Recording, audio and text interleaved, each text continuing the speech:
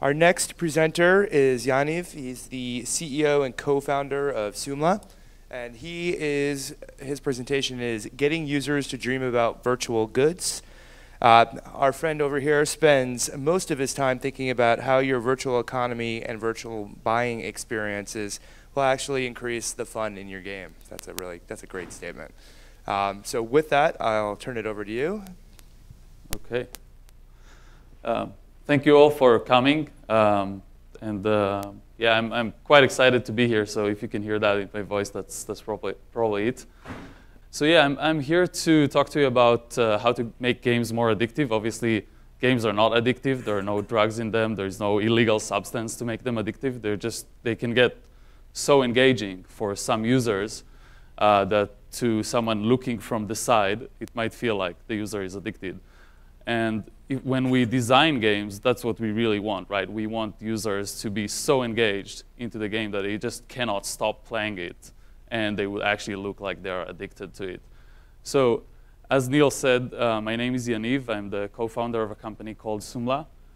SOOMLA is an open source company. We have a community of about 10,000 mobile game developers that all join forces to create the code base for virtual goods and virtual economies, in-app purchasing, all sorts of stuff.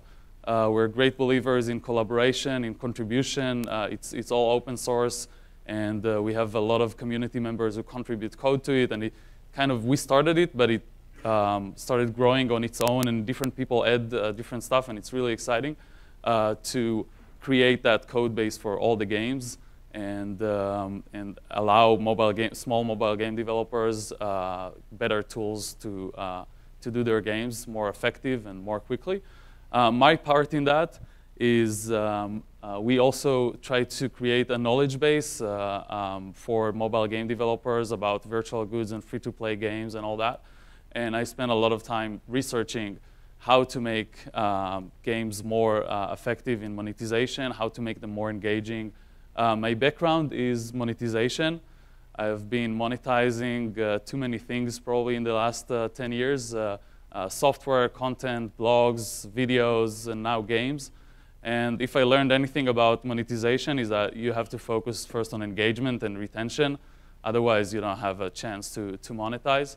And this is what we're going to talk about today. I'm going to talk about how to make games more addictive, more engaging.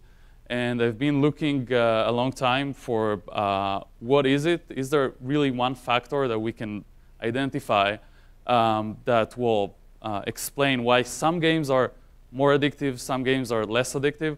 What is it that makes games more addictive? What is it that these games has that all the other games don't have? And yeah, how do we explain that? It's definitely not the more funding you have. It's definitely not the more resources. Some very small game studios were able to make really, really engaging games. And some of the much bigger ones have been trying and didn't make it. So what is it that can explain, what is that X factor that can explain why games become more addictive? And what I've realized is that there is one thing, time.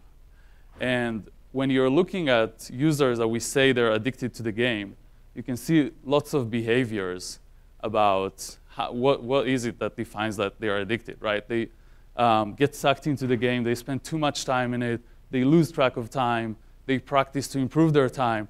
So different behaviors around time.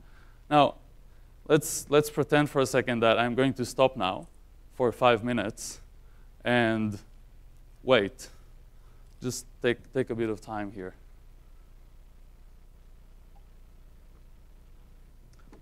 Is there anyone here that is willing to pay me $1 to continue? Raise your hand. OK, nice. I have about 5% conversion rate. It's not too bad for a free-to-play game. But really, that's not the reason why we are here, right? I just proved to you that time is money, but you already knew that, right? What's more interesting is that all of you that didn't raise your hand, you're willing to spend 5 minutes. Now, nobody left the room, right? You're willing to spend 5 minutes to save $1. And that doesn't make sense, actually, because your time is worth more than that. but you're already committed to coming to this to hear me, and you didn't want to lose that time that you already invested, although you already actually lost it when you made that decision, right? So I'm going to move into just a bit different topic. This guy is called Barry.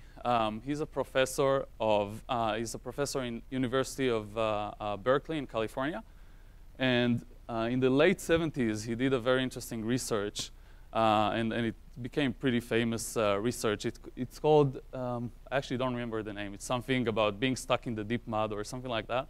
But what he discovered is something called the escalation of commitment. And that is related to something else called post-decision dissonance, which is a phenomenon in psychology. And if I try to wrap up all that thing into a very simple slide for you, what he discovered is that when people make commitments of time and of money, but for our session today, the time is more interesting. When people make time commitment, there is something in their brain that actually justifies that decision for them. And then they're much more likely to make more time commitments. And that's how that loop is created, and they are escalating their time commitments. And then if you think about it, even if these people realize that they made a mistake, they made some stupid mistake, they have a mechanism that increases their stupidity over time. But they get more and more committed into that lane, even if they already realize that it's a mistake, because their brain telling them, I cannot be stupid. So the decision I made wasn't stupid. It was a smart decision. And then I can make more decisions like that to make more commitment. Right. So how does that relate to what we are going to talk about? This is how games become more and more addictive. They create escalating time commitments. And so if you look at games that make you wait for 2 minutes to get an item shipped, right? The item doesn't really get shipped, right? It's just making the users wait, and then the user, once they decided to wait, they're much more committed to the game later on. When that item arrives, it's already so much more valuable to them compared to if they would have gotten it like just right away. And this is what successful games do, and you know that because you have been playing those games, and all successful games almost do that.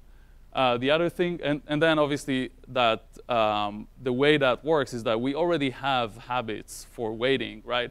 So we'll go and check something else in our phone. Maybe I just got an email, and I'll wait while my iPad is waiting for the item to get shipped. I'll check an email in my phone, and then 2 minutes later, that item gets shipped. And while we do that, we don't even notice that we are making that commitment to wait. And by the time we realize that, we already have that post-decision dissonance kicking in and justifying that decision that we made. Another way that games do it is appointments. So a game would tell you, OK, come back tomorrow. The building will be ready in 8 hours. The baby will be born tomorrow, whatever.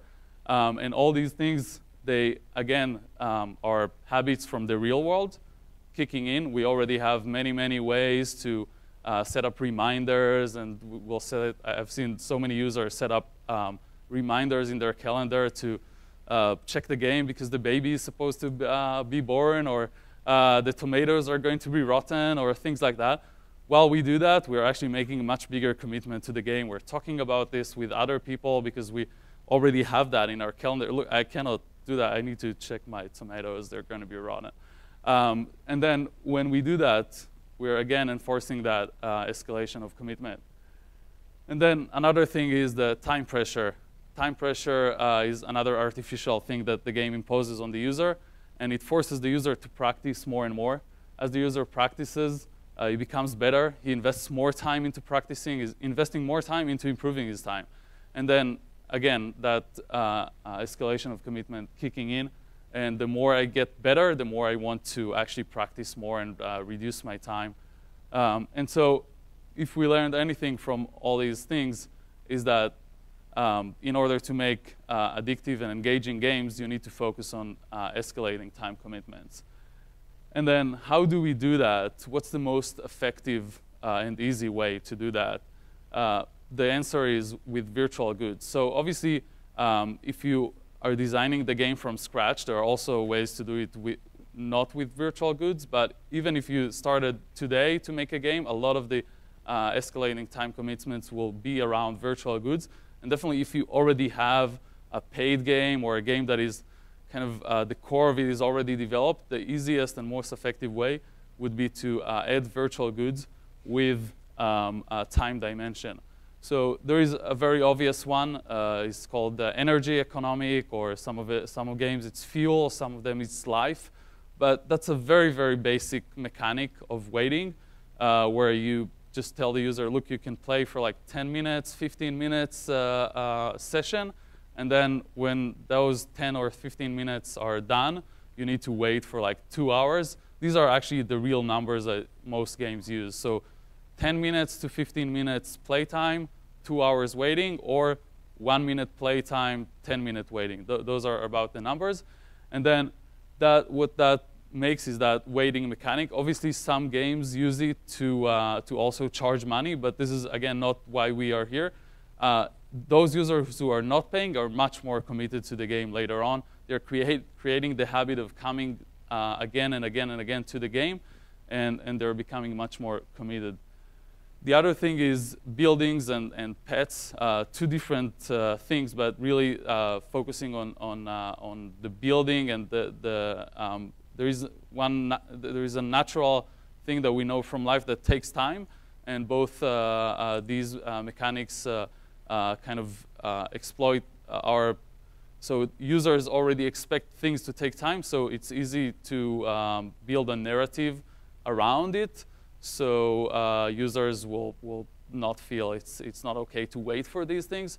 So things grow slowly. Buildings takes time to build, and the more obviously in strategy games it's very easy to introduce these kind of things.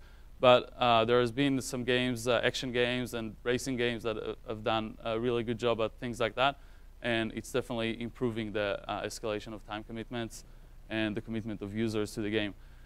The other thing is vehicles and weapons. They all have upgrades. And when something can be upgraded, it can be upgraded more and more and more. The more upgrades you have, the more time you have to wait for the item to get shipped or things like that. And that's another opportunity where you can build a time dimension into virtual goods and very easily add things to the game that actually take time to be there or to be made or to be shipped or things like that. And then the last thing, and I haven't seen a lot of games do that, but the games that do have that are usually becoming very, very addictive. It's the training. So whenever you get a new virtual good that gives the user some special power or an ability to do something he wasn't able to do, if you attach to it some skill that you have to master, it might be a way to, like in console games or in PC games, we had like keyword combos, or like you had to like back and forth and things like that. And then that takes the user time to master, and then he has to practice more and more. And we, again, creating that escalating time commitment. And then in mobile, it could be if you want to unlock that special power that you just bought, you need to like tap on the screen or slide on the screen in a very special way. I've seen some games do that, and it's very effective because it takes the user time to get used to the new power-up, and then he needs to do that every time he actually buys something new. And also, whenever he buys, he has like 10 different things he can buy. He needs to decide which one is the best for his play style, and he needs to take the time to make that choice. And so this is the last piece of advice. If you're making a free-to-play game, if you're considering adding virtual goods into your game, try to focus on goods that have escalating time commitments, and your game will be so much more engaging for the user. Don't just copy what other games are doing. Try to focus on these kind of things because that's the key to make a very successful, engaging game. Thank you. There are lots more resources like that on our blog. Yeah. Thank you. Do we have any questions from the group? Nothing? All right. Yeah, sure. Hi.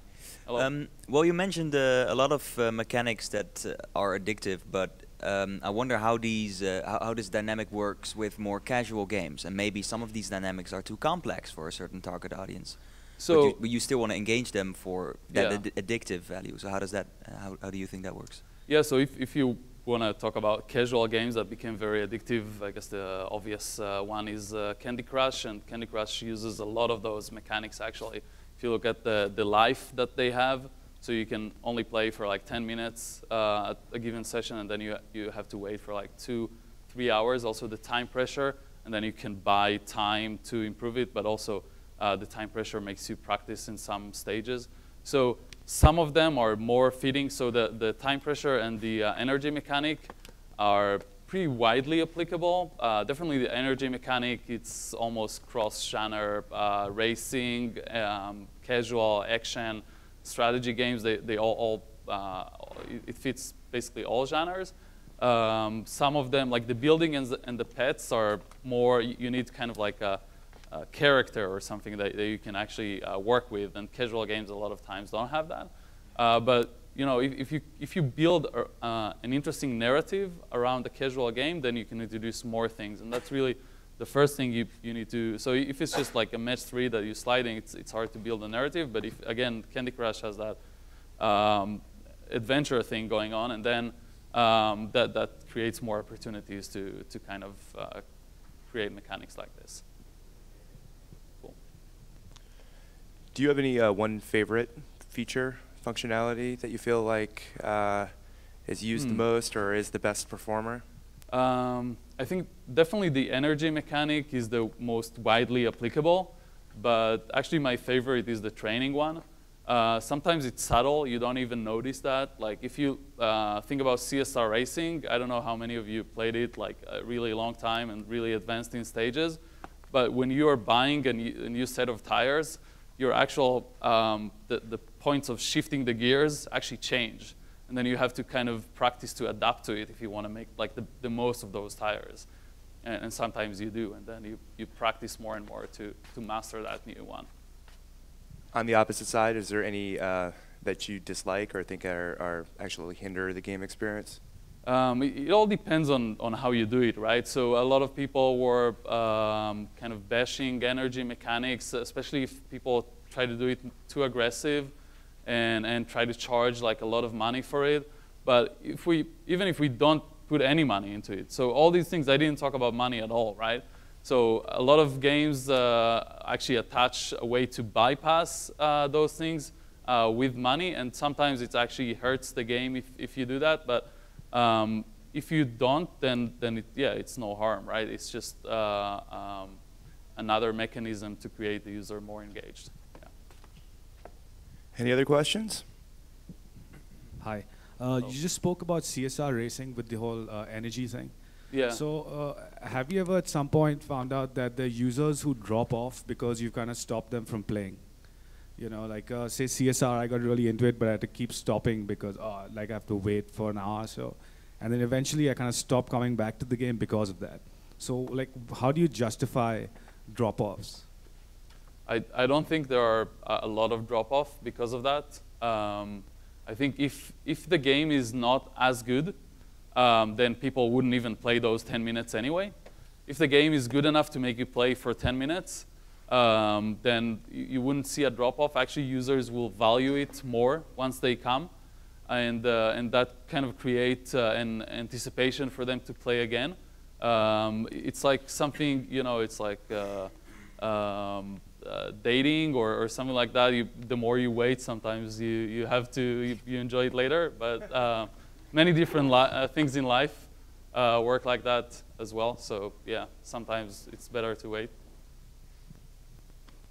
Thank you very much. Thank you.